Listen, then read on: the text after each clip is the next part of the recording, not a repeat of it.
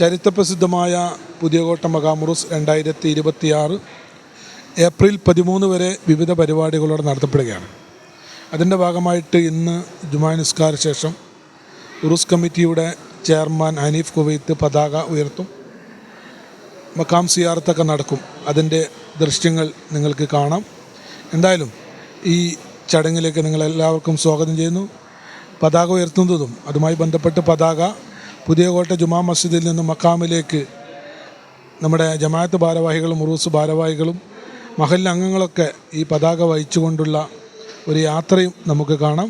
ഈ ദൃശ്യങ്ങളിലേക്ക് നിങ്ങൾക്ക് സ്വാഗതം.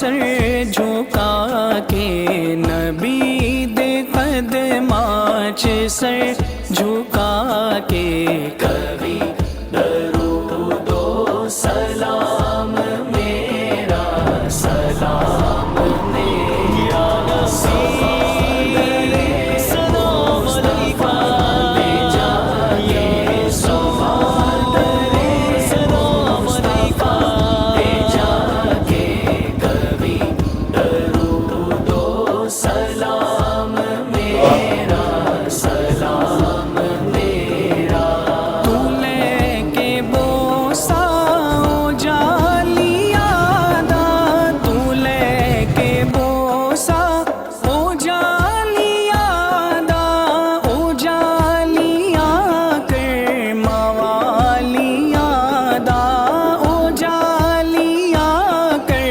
मवालियादा सवाल कह के सवालियादा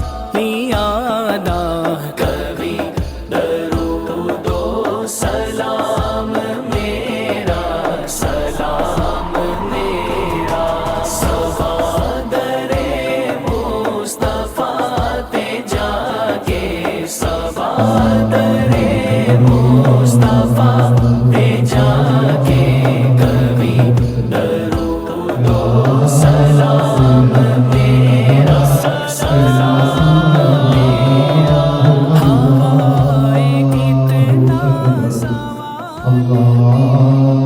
പ്രിയപ്പെട്ടവരെ, കരീം മൈത്രിയാണ്. ചരിത്രപ്രസിദ്ധമായ കാഞ്ഞങ്ങാട് പുതിയകോട്ട മഖാമുറുസ് 2026 ഏപ്രിൽ 13 വരെ വിവിധ പരിപാടികളോടെ നടത്തപ്പെടുകയാണ്. അതിൻ്റെ ഭാഗമായിട്ട് ഇപ്പോൾ ഉറൂസിൻ്റെ ചെയർമാൻ പതാക ഉയർത്തൽ ചടങ്ങ് നടന്നതിന് ശേഷമാണ് ഞാൻ ഇവിടെ ഒരു കൂടിക്കാഴ്ച നടത്തുന്നത്. ഉറൂസ് കമ്മിറ്റി ചെയർമാൻ ഹനീഫ് കുവൈത്താണ് പതാക ഉയർത്തിയത്. ഈ പുതിയകോട്ട മഖാമുറൂസിൻ്റെ ചരിത്രവും പുതിയകോട്ടയിലെ വലിയാക്കളെക്കുറിച്ചും ഏതാനും കാര്യങ്ങൾ നിങ്ങളുമായി പങ്കുവെക്കണം. അതുമായി ബന്ധപ്പെട്ട് മഹല്ല് ഖത്തീബ് അതുപോലെ തന്നെ ജമാഅത്തിൻ്റെ ഭാരവാഹികളൊക്കെ എൻ്റെ പിന്നിലുണ്ട്. നമുക്ക് അവരോട് തന്നെ ചോദിക്കാം. എന്തായാലും ഈ ചരിത്രപ്രസിദ്ധമായ പുതിയകോട്ട മഖാമുറൂസിനെ കുറിച്ചും അതിൻ്റെ ചരിത്രങ്ങളെക്കുറിച്ചും ഏതാനും വാക്കുകൾ നമുക്ക് പ്രിയപ്പെട്ട ചെയർമാൻ അടക്കമുള്ള ഉസ്താദ് അടക്കമുള്ള ആളുകളോട് നമുക്ക് ചോദിക്കാം. പുതിയകോട്ട മഖാമുറൂസ് 2026 ചെയർമാൻ ഹനീഫ് കുവൈത്ത് അതുപോലെ തന്നെ മറ്റു ഭാരവാഹികൾ ഉസ്താദ് അടക്കമുള്ള ആളുകളുണ്ട്. നമ്മുടെ ഹനീഫോട് തന്നെ ആദ്യമായി ചോദിക്കാം. ഹനീഫ് സാഹിബ്, ഈ പുതിയകോട്ട മഖാമുറൂസ് ഏതാണ്ട് ഒരുപാട് വർഷങ്ങളായി ഇവിടെ നടക്കുന്നു എന്നാണ് മനസ്സിലാകുന്നത്. അപ്പം അതിനെക്കുറിച്ച് താങ്കൾക്ക് എന്താണ് പറയാനുള്ളത്? പുതിയകോട്ട ഈ വലിയെ കുറിച്ചും ഇതിൻ്റെ ചരിത്രത്തെക്കുറിച്ചും താങ്കൾക്ക് എന്താണ് പറയാനുള്ളത്? അസ്സലാമു അലൈക്കും. മാഷാ അല്ലാ, ചെറുപ്പം മുതലേ ഇവിടുത്തെ ഓരോ കാര്യങ്ങൾ എനിക്കറിയാമായിരുന്നു. കാരണം ഒരുപാട് പേര് രാജ്യത്തിൻ്റെ നാലാദിക്കിൽ നിന്നും ഒരുപാട് പേര് അവരുടെ വിഷമങ്ങളും അവരുടെ സങ്കടങ്ങളും ഇവിടെ വന്ന് പറയുകയും അതിനെല്ലാം അള്ളാഹു അവർക്ക് സമാധാനം കൊടുക്കുകയും ചെയ്തിട്ടുണ്ട്. ചെറുപ്പം മുതൽ ഇതിൽ കേട്ട് വളർന്നതാണ്. കൂടുതൽ അറിയണമെങ്കിൽ നമ്മുടെ 30 വർഷത്തിലും ഏറെ ജോലി ചെയ്ത നമ്മുടെ ബഹുമാനപ്പെട്ട ഖത്തീബ് ഉസ്താദ് നിങ്ങളോട് വിവരിക്കുന്നതായിരിക്കും. തീർച്ചയായിട്ടും. ഏതാണ്ട് നമ്മളെ ഖത്തീബ് ഉസ്താദ്, ഇവിടുത്തെ മഹല്ല് ഖത്തീബ് 30 വർഷത്തിലേറെയായി ഇവിടെ സേവനമനുഷ്ഠിക്കുന്നു എന്നാണ് മനസ്സിലാക്കുന്നത്. OP അബ്ദുള്ള സഖാഫി എന്തായാലും പ്രിയപ്പെട്ട ഒ.പി. അബ്ദുള്ള സഖാഫി നമ്മുടെ കൂടെയുണ്ട്.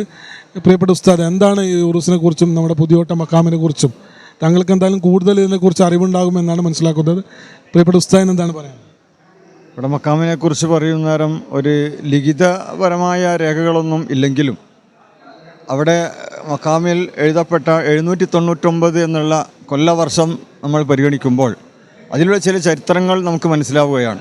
കാരണം ടിപ്പു സുൽത്താൻ ഷഹീദായ വർഷമാണ് 799. ടിപ്പു സുൽത്താൻ്റെ ഭരണവുമായി ബന്ധപ്പെട്ട സ്ഥലങ്ങളാണ് ഇതൊക്കെ, കാഞ്ഞങ്ങാട് അതിന് പരിസര പ്രദേശങ്ങളൊക്കെ. ടിപ്പു സുൽത്താൻ്റെ ഭരണകാലത്ത് ആ സമയത്ത് തന്നെ ഇവിടെ ഉണ്ട്. ഈ ടിപ്പു സുൽത്താൻ വഫാത്തായ ആ സമയത്ത് അദ്ദേഹത്തിനെ ബ്രിട്ടീഷുകാർ കൊല്ലുകയായിരുന്നു.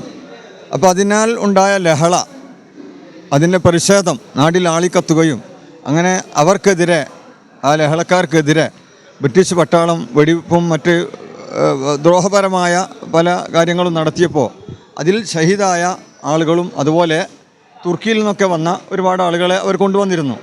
അതിലൊക്കെ പെട്ട ചില മഹാന്മാർ അടങ്ങുന്ന 40-40ഓളം വരുന്ന മഹാന്മാരാണ് ഇവിടെ മറപ്പെട്ട് കിടക്കുന്നത്. തീർച്ചയായിട്ടും. അപ്പോൾ രാജ്യത്തിന് വേണ്ടിയിട്ടുള്ള ഒരു സംഭവമായിരുന്നു അല്ല, ടിപ്പു സുൽത്താൻ അടക്കമുള്ള ആളുകൾ നമ്മുടെ ഇന്ത്യ രാജ്യത്തിന് വേണ്ടിയിട്ടും അതുപോലെ തന്നെ ഇവിടെ നടക്കുന്ന അനീതിക്കെതിരെ ശബ്ദിച്ച മഹാനാണ്.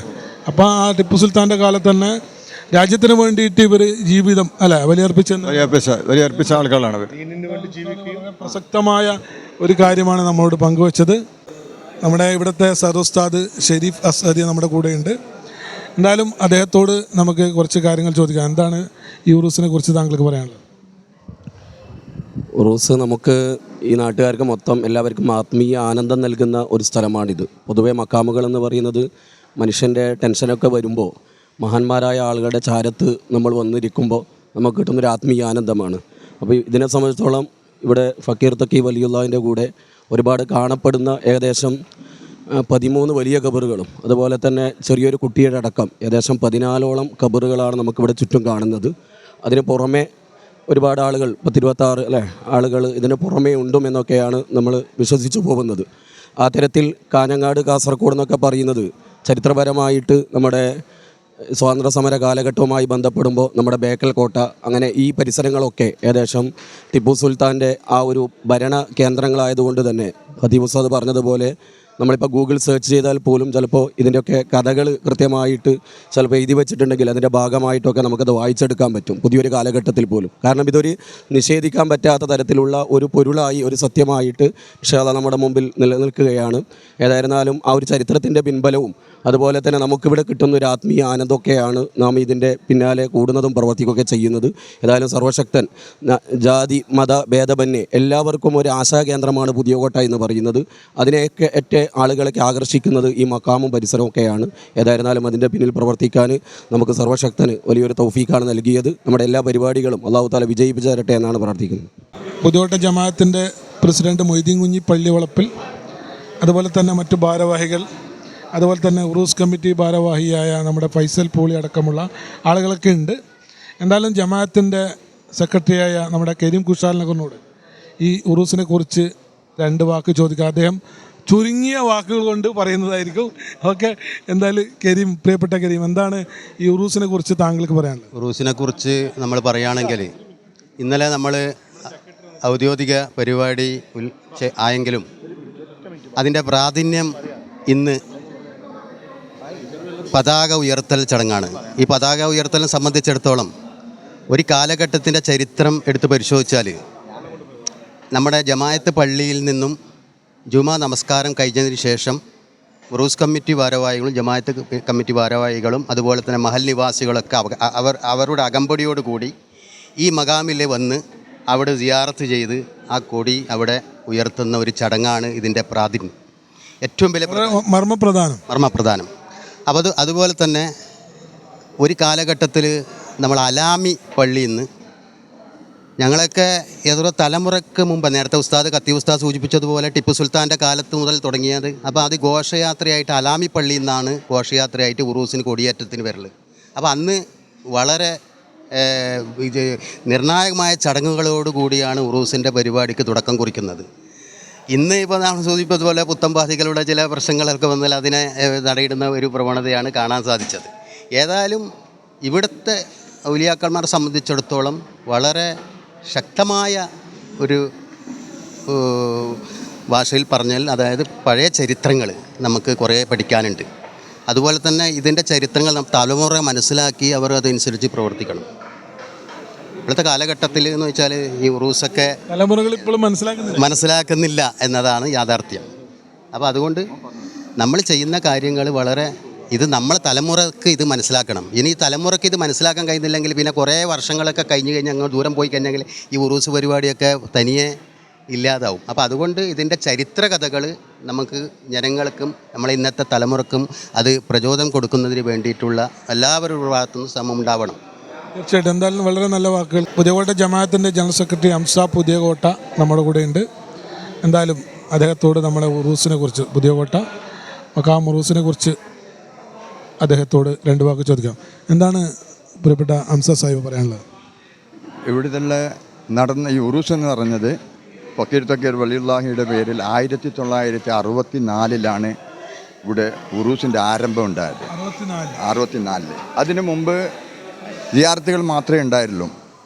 പണ്ട് 1964 ഇത് ഉറൂസ് തുടങ്ങിയത്. അന്ന് മഞ്ഞച്ചോറും കറിയൊക്കെയാണ് കൊടുത്തുകൊണ്ടിരുന്നത്. മഞ്ഞച്ചോറ്. ഇത് പുതിയകോട്ട മഖാമിനേക്കാൾ മുമ്പിൽ ഇതിന് മൈതാനി മഞ്ഞച്ചോറ് ഏകദേശം ഈ അടുത്ത കുറച്ചു കാലം വരെ ഉണ്ടായിരുന്നു. പല ഉറൂസുകളിലും ഉണ്ടായിട്ടുണ്ട്. ഗൾഫിൻ്റെ പുരോഗമനത്തോടു കൂടിയാണ് ഇത് വെള്ളച്ചോറിലേക്ക് മാറിയത്. പിന്നെ പ്രത്യേകിച്ച് പറയാനുള്ളതെന്ന് പറഞ്ഞാൽ ഇത് മൈതാനി പള്ളി എന്ന പേരിലാണ് ഇതിവിടെ അറിയപ്പെട്ടത്. ഇവിടെയുള്ള ഔലിയാക്കളും ശുഹദാക്കളും ഒരുപാട് ശുഹദാക്കളുണ്ട്. 41 ഒരു ലീഡറും കൂടി ഉണ്ടെന്നാണ് മുൻഗാമികൾ എൻ്റെ വല്യമ്മയൊക്കെ പറഞ്ഞിട്ട് കേട്ടിട്ടുള്ള. ഇത് അസുഖങ്ങൾക്കാണ് ഇവിടെ പ്രാധാന്യം. ഈ വസൂരി ഇങ്ങനെയുള്ള അസുഖങ്ങൾക്ക് ഇവിടെ നിന്ന് സിയാറത്ത് ചെയ്തിട്ടായിട്ട്, അതേപോലെ തന്നെ സമർഖന്ദ് അതിഞ്ഞാലുള്ള സമർഖന്ദ് അവരുടെ ഹദ്റത്തിലേക്ക് പോയി സിയാറത്ത് ചെയ്തു കഴിഞ്ഞെങ്കിൽ ഇവിടെയുള്ള ഈ വസൂരിയുള്ള രോഗങ്ങളൊക്കെ ഇവിടുന്ന് നിഷ്പ്രയാസം നീക്കപ്പെട്ടിട്ടുണ്ട്. അങ്ങനെയാണ് ചരിത്രങ്ങൾ പറയുന്നുള്ളത്. മുൻഗാമികളൊക്കെ നമ്മൾ പറഞ്ഞു കേട്ടതാണ്. എൻ്റെ ചെറിയ പ്രായത്തിൽ 3-4 വയസ്സുണ്ടാകുന്ന സമയത്താണ് ആദ്യമായിട്ട് ഉറൂസ് നടക്കുന്നത്. അത് പഠനം കൂടി എല്ലാ കൊല്ലങ്ങളും ഓരോ വർഷം നാം കഴിച്ചുകൊണ്ടുണ്ടായത്. പിന്നെ ചില ആൾക്കാരില്ല സാമീപ്യം കുറഞ്ഞതുകൊണ്ട് അത് 2 വർഷത്തിലൊരിക്കൽ ആക്കിയിട്ട് അതിനെ ഇതാക്കിയത്. ഇപ്പം റബ്ബിൻ്റെ അനുഗ്രഹം കൊണ്ട് ഇത് വളരെ നല്ല നിലയിൽ നടന്നുകൊണ്ട് പോകുന്നുണ്ട്. ഇതുവരെ ഒരു ബുദ്ധിമുട്ടും വന്നിട്ടില്ല. ഒരുപാട് രോഗങ്ങൾക്കാണ് ഇവിടെ ശിഫ കൊടുക്കുന്നത്. കാരണം വെച്ചെങ്കിൽ ഞാനും തന്നെ അനുഭവസ്ഥനാണ്. ഒരുപാട്, അതായത് ഇവിടെ ഗൾഫിലൊക്കെ പോകുന്ന മുമ്പ് ഗൾഫ്, കുവൈറ്റ്, ഖത്തറിലൊക്കെ പോകുന്ന മെഡിക്കലൊക്കെ ഫെയിലായിട്ട് ഇവിടെ വന്നിട്ട് സിയാറത്ത് ചെയ്തിട്ടായിട്ട് ഇവിടുന്ന് 2ാമത് മെഡിക്കൽ എടുത്ത് പാസ്സായിട്ട് അവിടെ പോയിട്ട് യാതൊരു ബുദ്ധിമുട്ടുമില്ലാതെ രക്ഷപ്പെട്ടിട്ടുണ്ട്. രോഗങ്ങൾക്ക് ശിഫ നൽകുന്ന ഒരു സ്ഥലമാണ് ഇത്. ഇവർ ഹദ്റത്തിൽ വന്നു കഴിഞ്ഞാൽ എന്ത് രോഗങ്ങൾ കൊണ്ട് എങ്ങനെ നമ്മൾ പ്രാർത്ഥിച്ചാലും അത് അള്ളാഹു ഉൾക്കൊള്ളുന്നുണ്ട്. അത് ഇത് ഏകദേശം എന്ന് പറഞ്ഞെങ്കിൽ 41 13 ആളാണ് ഇപ്പം വെളിപ്പെട്ടിട്ടുള്ളത്. ബാക്കിയെല്ലാം ഇവർ മറപ്പെട്ടിട്ടുള്ളത്. വെളിവാക്കപ്പെട്ടിട്ടുള്ള 13 ആൾക്കാരേ ഉള്ളൂ. അൽഹംദുലില്ലാഹ് നല്ല രീതിയിൽ ഇവിടെ നടന്നുകൊണ്ടുണ്ട്. തീർച്ചയായിട്ടും. എന്തായാലും പുതിയകോട്ട മഖാം ഉറൂസിനെ കുറിച്ച് ജമാഅത്ത് കമ്മിറ്റി ഭാരവാഹികളടക്കമുള്ള ആളുകൾ നമ്മോടുമായി സംസാരിച്ചിട്ടുണ്ട്. ഈ പുതിയകോട്ട മഖാം ഉറൂസ് 2026 ഏപ്രിൽ 13 വരെ വിവിധ പരിപാടികളുടെ നടത്തപ്പെടും. നിങ്ങളെല്ലാവരെയും ഈ ഉത്തരവാദപ്പെട്ട ഉറൂസ് കമ്മിറ്റി ഭാരവാഹികൾ ഈ പരിപാടിയിലേക്ക് സ്വാഗതം ചെയ്തിട്ടുണ്ട്.